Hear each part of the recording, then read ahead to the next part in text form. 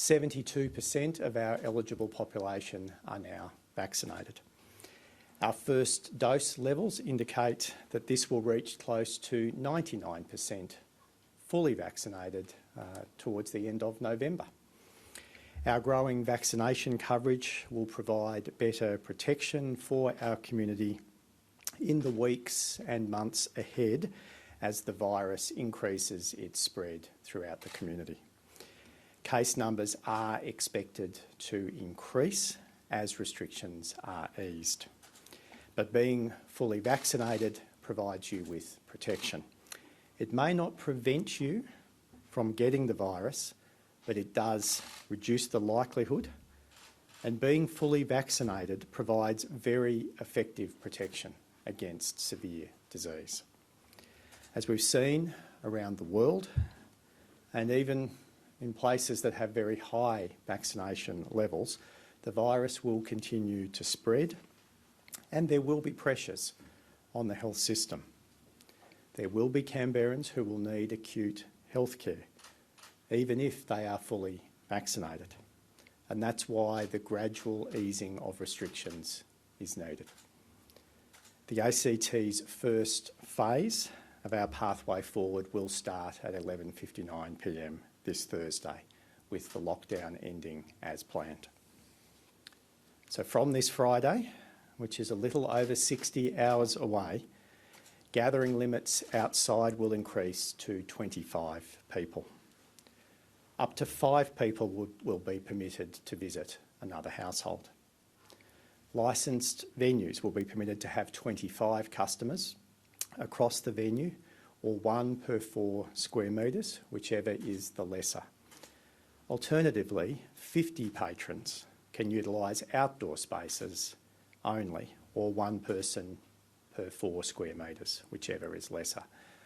We are seeking to support business to add additional outdoor public space to allow for up to 50 patrons.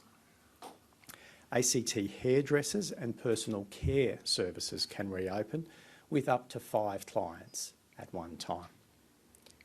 Outdoor sporting team training can resume with up to 25 people in each outdoor space. Swimming pools will reopen with no more than 25 swimmers across the venue and only 2 swimmers per lane allowed. While non-essential retail will predominantly operate under click and collect or click and deliver services until 29th of October, these businesses can have up to 2 people from the same household into a retail store at any one time for booked appointments only from this Friday. This is to allow activities like cars to be test driven and clothes and shoes to be tried on prior to purchase. I encourage ACT businesses to visit the Business Hub on the COVID-19 website. There are a range of resources there to help you prepare or update your COVID-19 safety plans. The Emergency Cabinet meeting also considered changes to the ACT's cross-border travel arrangements with New South Wales. So from this Friday, the 15th of October, the ACT will expand the standing exemption border postcodes to allow travel from a larger area of immediately surrounding New South Wales. The expanded postcodes will now cover towns such as Braidwood, Goulburn, Cooma, and up towards the Snowy region, as well as Gundagai. More details on the expanded postcodes will be available on the ACT COVID-19 website. New South Wales residents in these regions, as well as the border postcodes that are already covered by the existing standing exemption, will be permitted to travel to and from the ACT, to undertake work or study, to access schools or essential shopping and healthcare without needing to apply for an exemption. Residents in these postcodes can also enter the ACT to visit family and friends under the existing ACT gathering limits, either inside a household or outside.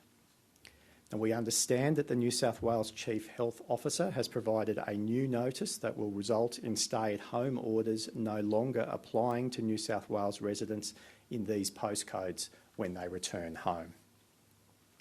Under both the New South Wales and ACT government restrictions, ACT residents still cannot enter New South Wales unless they are undertaking essential work, accessing a childcare arrangement or providing urgent care to a vulnerable individual. New South Wales also have a vaccination requirement that excludes unvaccinated and partially vaccinated people from travel and access to non-essential activities. Work, however, is continuing with the New South Wales Government on common travel arrangements as the vaccination rates of both jurisdictions climb above 80% fully vaccinated. These more significant changes are anticipated to come into effect from late October and will be announced ahead of their commencement. So with further easing of restrictions this Friday, we ask that you continue to be careful. Keep wearing your masks indoors, keep checking into venues, keep washing your hands, doing all of the things that we've been doing for 18 months now to keep COVID safe. This will help prevent you from getting the virus and bringing it home to the people you love. Tomorrow, I can announce we will outline changes to the test, trace, isolate and quarantine arrangements that will apply and will be phased in over the coming weeks and months.